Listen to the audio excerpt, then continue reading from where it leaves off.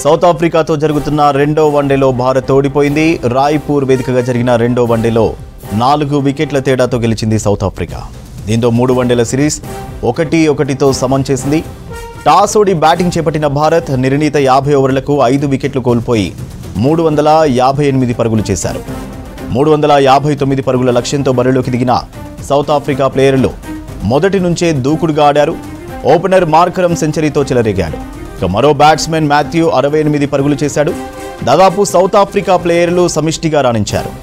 భారత బౌలర్లలో హర్షదీప్ సింగ్, ప్రసిద్ధ్ కృష్ణ చెరో 2 వికెట్లు తీయగా కుల్దీప్ యాదవ్, హర్షిత్ రాణాలు ఒక్కో వికెట్ పడగొట్టారు.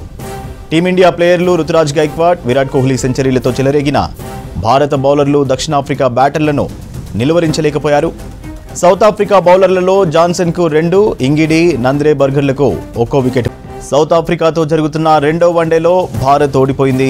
రాయ్పూర్ వేదికగా జరిగిన రెండో వన్డేలో 4 వికెట్ల తేడాతో గెలిచింది సౌత్ ఆఫ్రికా. దీంతో 3 వన్డేల సిరీస్ 1-1తో సమం చేసింది. టాస్ ఓడి బ్యాటింగ్ చేపట్టిన భారత్ నిర్ణీత 50 ఓవర్లకు 5 వికెట్లు కోల్పోయి 358 పరుగులు చేశారు.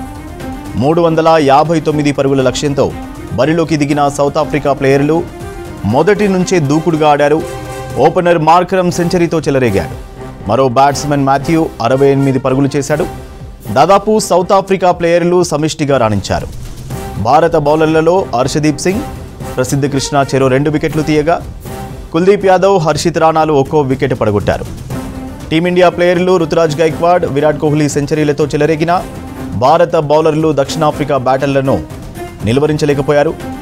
సౌత్ ఆఫ్రికా బౌలర్లలో జాన్సన్కు 2, ఇంగిడి, నంద్రే బర్గర్లకు ఒక్కో వికెట్ పడింది.